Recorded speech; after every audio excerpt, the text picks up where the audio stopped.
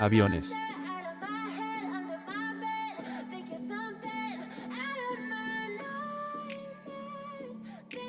Subtes. Barcos. Logística.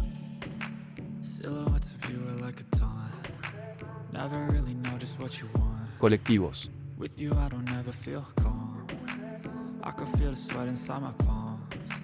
Play with me like cats and a string. You don't understand the pain it brings. You don't ever wanna give me wings.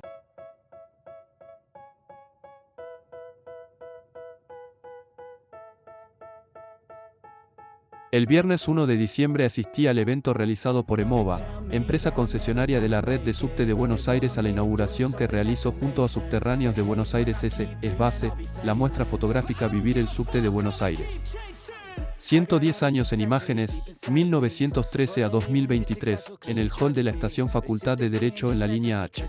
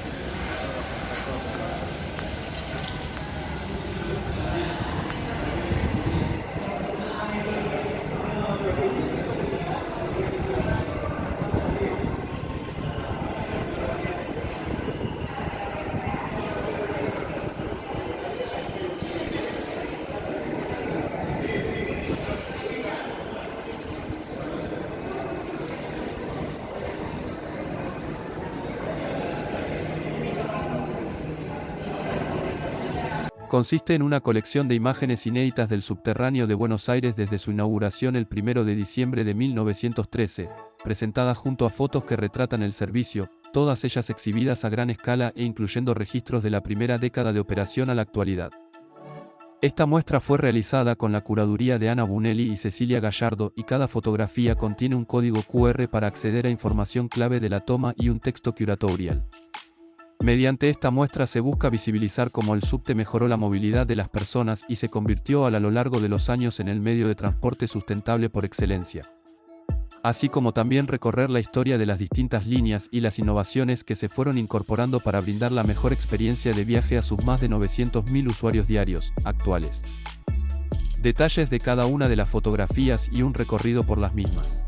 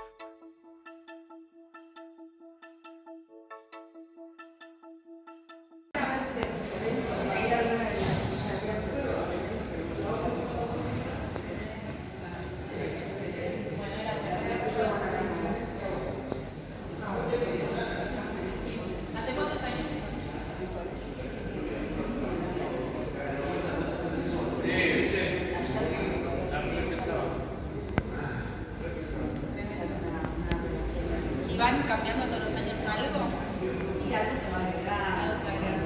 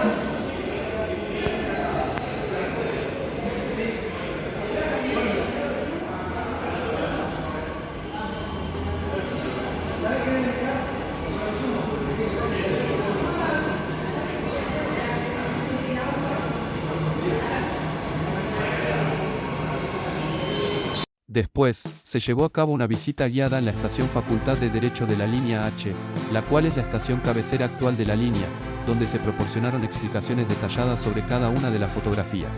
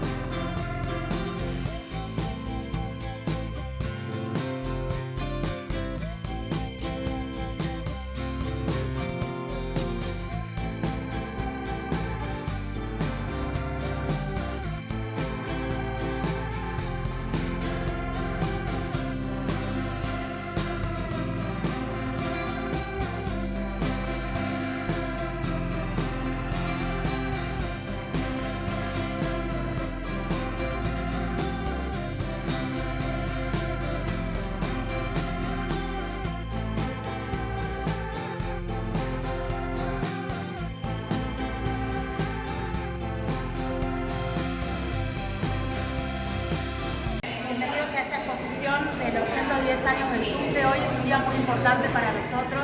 No solamente inauguramos esta exposición, sino también tenemos una noche más nuestro paseo histórico en la línea A.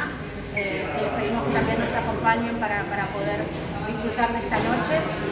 Pero esta exposición del día de hoy no solamente va a buscar evocar a los 110 años pasados, vamos a decir esos primeros años del subte, sino que van a haber muchas imágenes a color que narran el día a día, que estamos viendo en nuestra subterránea de Buenos Aires, de nuestras 6 líneas, no solamente la línea A, que es la que da inicio al subte y con la que nosotros solemos hacer los eventos mayormente, que son los coches belgas, sino también van a poder ver coches de diferentes compañías y diferentes momentos históricos. Y también entender que el día a día nuestro paso por el subterráneo va convirtiéndose de alguna manera en patrimonio, ¿sí? Como en algún momento nosotros fuimos también transitando por esa línea A con los coches de madera y hoy son nuestros coches patrimoniales y nuestro paseo histórico.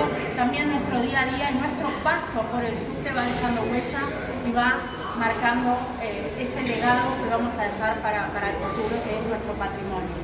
Entonces también ir recorriendo esas imágenes nos evoca un poquito el pasado y un poquito el presente, tener en cuenta también justamente que cada línea de subterráneo tiene patrimonio en sus estaciones, tanto esta que es la más nueva, que va a estar íntegramente dedicada al tango, como otras líneas que nos van a ir mostrando tanto mobiliario como en algunos casos azulejos, patrimoniales y demás. Entonces, si bien vamos a tener un recorrido que tiene un planteo más bien libre, vamos a poder mostrar algunas imágenes, si quieren, los invito a que vayamos a recorrer desde el comienzo. Aquí en el centro tenemos parte de lo que es el texto prologal, que si quieren ustedes pueden tomarlo. También en cada QR se va a redirigir a la página donde están todas las fotos también uno o el otro es lo mismo, nos lleva a una página principal donde están todas las imágenes y parte del texto que nos va llevando un poquito por la historia del subterráneo y sus diferentes líneas. Lo quería llevar hasta el comienzo porque tenemos dos momentos. Tenemos por un lado el famoso centro bajo el obelisco, el nuevo obelisco, donde se juntan varias líneas que fueron creadas en la década del 30 y 40, algunas de ellas, pero también al mismo tiempo tenemos al ladito uno de los primeros coches, que son los que también sacamos a la noche de los belgas, que fue el primer subterráneo de Buenos Aires en 1913. Se inaugura un subterráneo que tiene origen tranviario, ¿sí? Que tenía la particularidad de que en aquel entonces llegaba hasta lo que es hoy Primera Junta, que en aquel entonces se llamaba Estación Caballito. De hecho vamos a ver alguna fotografía de Estación Caballito por allí. Y que salía uno o dos coches de esta formación, se desacoplaban y salían como tranvía hacia la zona de lo que es hoy Flores y Florida. Esos primeros subterráneos son los que hacen el paseo histórico, y aquí vemos como eran originalmente con otro color, no tenemos el clásico azul que vemos por lo general en los coches que llegaron a nuestros días, y se ve algunas imágenes de lo que era el jefe de estación. Originalmente no había molinetes, no teníamos sistemas como ahora, tampoco teníamos papeles, había boletos que se vendían en la estación y había jefes de estación que organizaban toda una suerte de gran espectáculo que era la salida del subterráneo, ¿no? Cerrar la estación para que quedaran dentro solo los que tenían boletos, quienes iban subiendo a los pasajeros controlar los mismos, y también en aquel entonces todas las puertas se cerraban por fuera. Entonces había una persona que iba cerrando esas puertas y se subía por la última, la cual quedaba sin trabar, lo cual era una actividad de riesgo prácticamente. Vamos viendo también cómo a medida que van pasando los años aumenta la cantidad de pasajeros, sobre todo se da durante la época de la Primera y Segunda Guerra Mundial, que hay si bien empieza a avanzar el transporte automotor, hay como una suerte de retroceso también por falta de materiales y demás, y aumenta el pasaje en subte en cantidad de personas, ¿sí? No estamos hablando de tarifas cuando hablamos de pasaje. ¿Sí? Entonces empieza a cambiarse la disposición de algunos asientos, empieza a ver, como vemos en algunas formaciones, asientos de A1 en vez de no todos pares de asientos, para dar más espacio al público de parado que venía subiendo en cantidad a falta de algunos transportes. También sube la cantidad de personas en nuestra ciudad, en el conurbano también, entonces empieza a aumentar la cantidad de personas. Sí se da un cambio de que ya para esta época empezamos a conseguir el transporte automotor en la ciudad como parte de nuestro día a día. Cuando se creó el primer subterráneo solamente conseguíamos el transporte por medio de tranvías y ferrocarriles. Y es por eso que las primeras líneas, tanto la línea A, B, C, van a conformar parte de un sistema que tiene o origen tranviario o origen ferroviario con las primeras compañías, ¿sí? Vamos viendo algunas imágenes, aquí ya vemos la línea H. En nuestro día a día recordamos línea H íntegramente dedicada al tango, ya una línea que se concibe con la intención de generar un paseo cultural, pero veamos que desde el comienzo hay una intención dentro de nuestros subterráneos de acompañar tanto, por ejemplo, la línea A con su estilo, sus detalles, sus decoraciones, como también espacios culturales y educativos también. Por ejemplo, algo muy inclusivo que siempre se recuerda de la línea A, que lo sigue manteniendo hasta el día de hoy, que cada estación tiene guardas de colores que no se repiten en cada una de ellas y que servían en aquel momento y hoy en día también pueden ser utilizadas de la misma manera, para poder identificar cada estación sin saber leer. Hoy en día quizás nos acompaña desde otro lugar el color en las líneas, ¿no? Esta línea es la típica que conocemos con color amarillo, la que va por corrientes como color rojo, y nos van indicando nuestro camino con carteles en las combinaciones con el color, más allá de lo que está escrito, ¿no? Entonces va a ir acompañando un poco de una manera más dinámica y totalmente accesible, vamos a decir. Y también se busca justamente líneas más nuevas como esta, que la accesibilidad sea aún mayor en cuanto a la movilidad. Aquí vamos viendo también otros sistemas. Yo les hablaba justamente que antes no existía molinete, había boletos, luego empiezan los primeros prototipos para incluir monedas con los famosos papeles, y que son prácticamente fichas de colección hoy en día, que llevan diferentes tamaños en diferentes momentos de nuestra historia y también diferentes maquinaria. Sí, vamos a ver, en algunas estaciones todavía conservamos algunos molinetes a modo de no solamente utilizarlos para la salida, sino a modo de poder tener un testigo, casi una marca de lo que fue ese primer subterráneo. Vemos aquí algunas estaciones, lo que yo les mencionaba justamente de los azulejos históricos, sobre todo recordamos mucho línea C, línea D, línea E, perdón, también llegan esos azulejos históricos, esas mayoritas algunas que evocan a España, que nos recordamos mucho. Y aquí tenemos algo propio de lo que es la construcción. Yo le voy a dar vueltita para que lo puedan ver. Aquí vemos la línea C, que sería un túnel, ¿sí? Pero vemos arriba de la línea A que vemos directamente un hueco, una zanja. Y la línea A, la primera de Buenos Aires, que supo ser la primera de habla hispana también, ¿no? La número 12 en el mundo, para que nos ubiquemos un poco como íbamos de tiempo, 50 años antes se había... 12. Y para que nos ubiquemos un poco como veníamos de tiempo, 50 años antes se había creado el primer subterráneo que era todavía con carbón y vapor en Inglaterra, que luego incluye la energía eléctrica, que es como llega a nosotros, directamente llega con energía eléctrica, mucho más limpio, mucho más, vamos a decir, menos contaminante, y que también va a llevar un boom al resto del mundo cuando se hace ese cambio en energía eléctrica. Pero para que tengan una idea, Nueva York, su subterráneo es de 1904, París es de 1900, Buenos Aires 1912. Y porque demoramos ahí con algunos proyectos y demás, quizás podría haber sido antes, o sea que realmente íbamos muy cerquita al resto del mundo. Y como les decía, esa primera línea se hizo íntegramente a cielo abierto, una gran zanja por lo que es hoy Avenida de Mayo y Avenida Rivadavia, algo impensado para el día de hoy que tiene que ver con eso que hablábamos, que antes se concebía el transporte como ferrocarril y tranvía. No podríamos pensarlo hoy en día con la cantidad de parque automotor que tenemos, ¿sí? Por eso ya el resto que se construyen más para la década del 30, que ya empieza a haber más automotor y que empieza a cambiar también las características constructivas, se ve que se hacen túneles directamente, no se hace más la zanja, la gran zanja, como decimos, que va a socavarlo una avenida. Vemos aquí por ahí algunos otros tipos de coches que si bien llevan una conformación similar, son coches más modernos que saben incluir metales, aluminios y demás. Las carrocerías van a estar más reforzadas. Piensen que en los túneles también tenemos gran torsión, por lo cual para lo que fue el primer subterráneo, que eran íntegramente de madera, se crea un taller especialmente, que es el taller Colorín, que tiene exhibiciones, donde salen también los fines de semana la Asociación Amigos de Tranvía, y que se crea íntegramente para darle soporte a este primer subterráneo de tranvía y también para mejorar algunas características constructivas. Esos primeros coches eran todos belgas, mayormente, pero tenían algunos componentes alemanes, pero necesitaban reforzar sus carrocerías para esas producciones que generan los coches. Acá vemos justamente en línea A, esos primeros coches, y vemos también el cambio de disposición de los asientos.